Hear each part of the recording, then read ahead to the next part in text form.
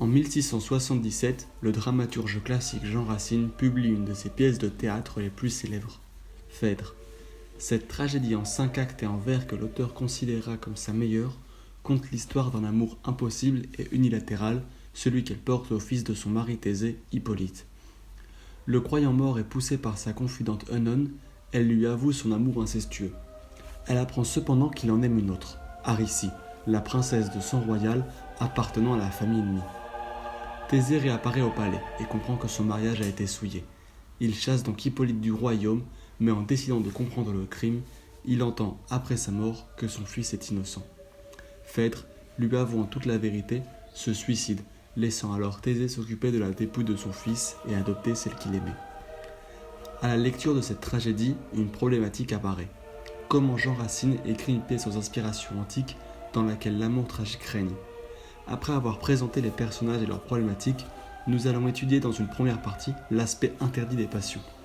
Puis, nous allons voir pourquoi cette œuvre est une tragédie. Et enfin, nous expliquerons les influences de l'auteur. Présentation des personnages principaux et de leurs problématiques. Dans cette partie, nous allons présenter les personnages principaux de la pièce en développant les problématiques et les enseignements délivrés par chacun. Phèdre est avec Hippolyte les protagonistes de cette œuvre. Elle est la femme de Thésée et la belle-mère d'Hippolyte qu'elle aime passionnément. En contemplant son malheur, elle provoque un effet cathartique chez le spectateur qui ne voit en elle ni une marâtre incestueuse ni une victime du choix des autres. C'est peut-être le personnage le moins manichéen et le plus tragique de la pièce. Esclave de ses passions, ses sentiments sont la source de son malheur, de celui des autres personnages et enfin de celui des spectateurs. Comme dit auparavant, Hippolyte est l'autre personnage principal de Phèdre. Il est le fils de Thésée et de la reine des Amazones. En sacrifiant ses propres passions et son bonheur pour protéger le règne de son père, en évitant de le couvrir de honte, le spectateur reconnaît en lui une grande bonté. Thésée est le roi d'Athènes, le mari de Phèdre et le père d'Hippolyte. De son retour miraculeux jusqu'à la fin de la pièce, il représente l'autorité suprême royale. Se sentant trahi par ceux qu'il aime, beaucoup des notions tragiques de l'œuvre tournent autour de lui. Plus que les autres, il montre l'importance de suivre la raison plus que les passions. La nourrice confidente de Phèdre, Œnone, fait preuve d'une tragique dévotion sans faille en étant à la fois la tentatrice au moment de l'annonce de la mort de Thésée et la manipulatrice pour faire injustement accuser Hippolyte de crimes qu'il n'a pas commis. Cependant, il est très important de noter que toutes ces actions ne sont poussées que par l'amour qu'elle porte envers Phèdre. Théramène est un personnage complexe, car étant le gouverneur d'Hippolyte, il représente pour lui à la fois une figure paternelle et amicale. En représentant une loyauté sans faille, il endosse le rôle tragique de messagère, puisqu'il est celui qui apprend la mort d'Hippolyte à son père. Aricie, enfin, est la princesse de sang royal d'Athènes. Étant la dernière descendante de la famille royale, elle est captive de celle de Thèse. Ce personnage représente la parfaite opposition de Phèdre. C'est pour cela qu'elle préfère être guidée par la raison que par la passion.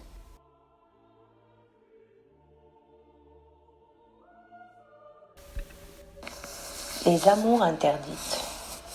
L'amour est le noyau de l'œuvre de Racine.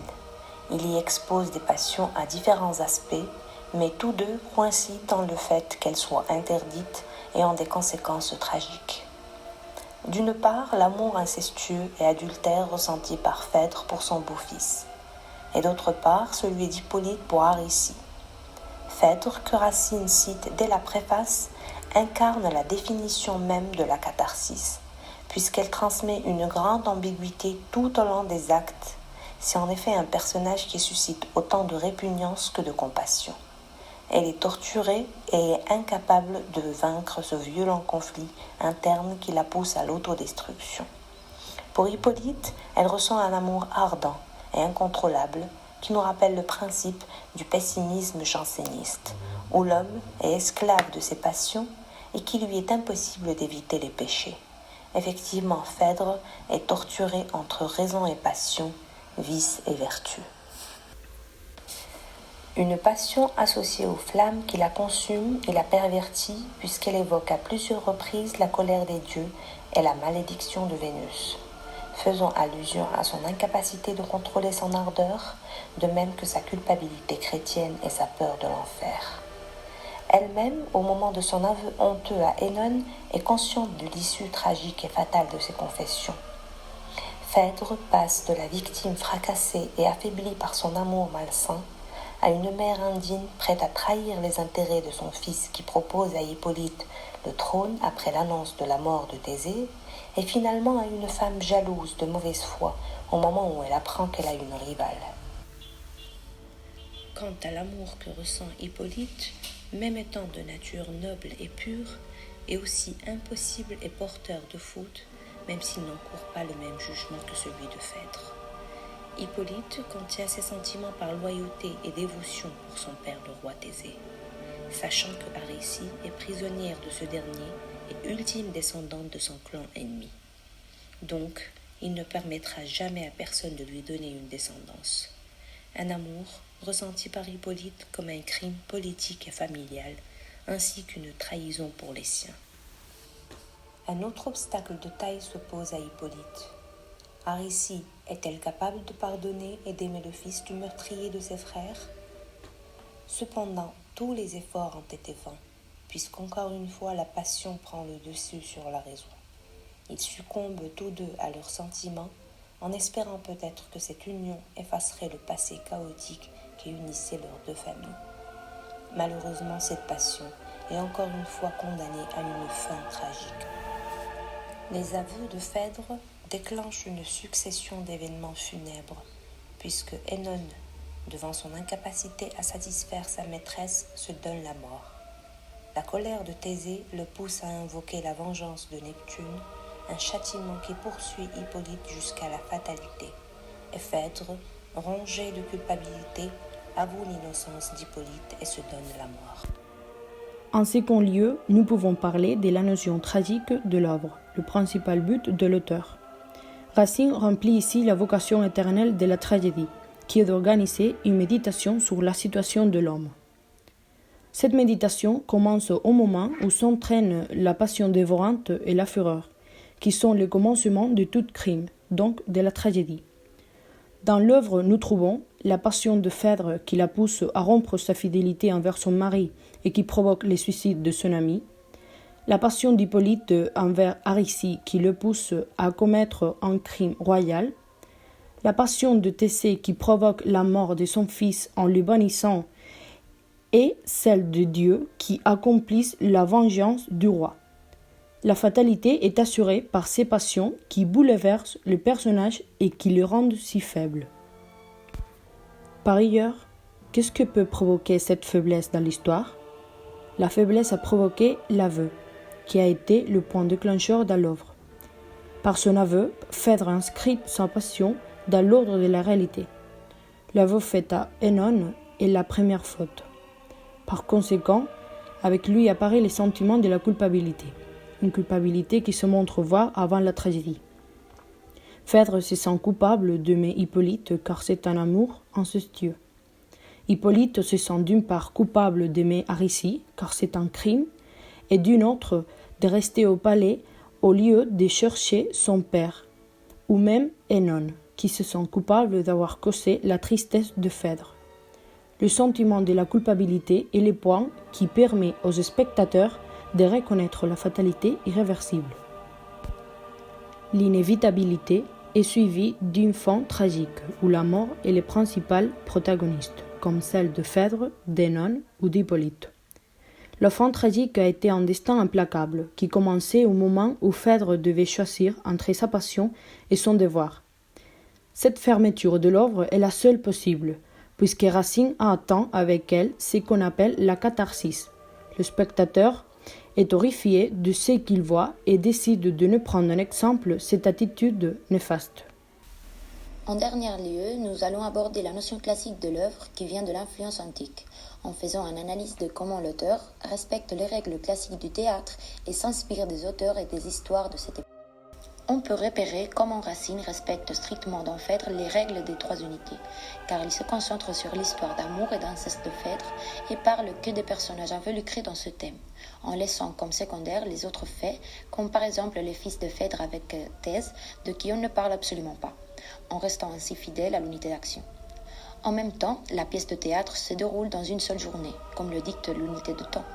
Finalement, on peut apprécier que cela se joue dans un seul lieu, qui est Trézène, ville du Péloponnèse, représentant l'unité de l'eau.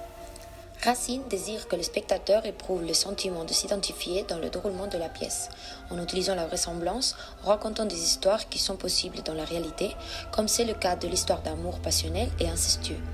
Les personnages ont un comportement logique par rapport à la situation sociale, aux mœurs, à l'âge et aux coutumes du pays. C'est pour cela que le dramaturge place comme le coupable Oénone, puisqu'elle est une simple nourrice, mais pas Phèdre qui est une reine. De plus, il obéit à la règle de bienséance en prenant soin de ne pas choquer la sensibilité des spectateurs, représentant ainsi les actes violents de l'œuvre comme un récit raconté. Par exemple, dans la scène de la mort d'Hippolyte, qui est racontée par Théramène. La mort devient alors, par ce procédé, invisible aux yeux de... Les écrivains classiques s'inspirent du monde grec. Ainsi, Racine apporte des notions clés de cette culture mythologique dans son œuvre. On peut l'apprécier dans la forme dont les personnages attribuent leur destin, leur erreur et leur triomphe aux dieux, et non à leur propre volonté. Phèdre se sent entraînée par sa destinée et par la colère des dieux dans une passion illégitime dont elle est la première à avoir horreur, se croyant victime des vengeances célestes. Et Thèse laisse aux mains des dieux le juste châtiment pour son fils. En résumé, tout dans leur vie est conditionné par la volonté de leur dieu. Racine utilise des aspects rhétoriques et lyriques. Il écrit en alexandrin dans un langage soutenu, clair et épuré. Même si Racine n'évoque qu'Hippolyte d'Euripide comme source d'inspiration, elle vient aussi de Phèdrea de Sénèque, dont il ne parle que très peu. Cet auteur, comme tous ceux du classicisme, s'inspire des antiques pour rédiger ses écrits. Il se base aussi sur le principe d'Aristote de la catharsis et du héros tragique. Cela entraîne le sentiment de compassion et de terreur.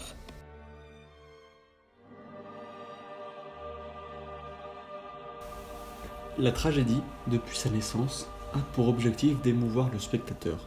Racine, avec son œuvre Phèdre, atteint son but en provoquant chez les spectateurs des sentiments tels que la pitié, l'horreur ou la colère. La morale que nous tirons de ce récit est la gestion des sentiments et celle de la confiance en autrui. Donc, est-ce que la tragédie a été provoquée par les sentiments de Phèdre ou par l'enchaînement de mensonges ?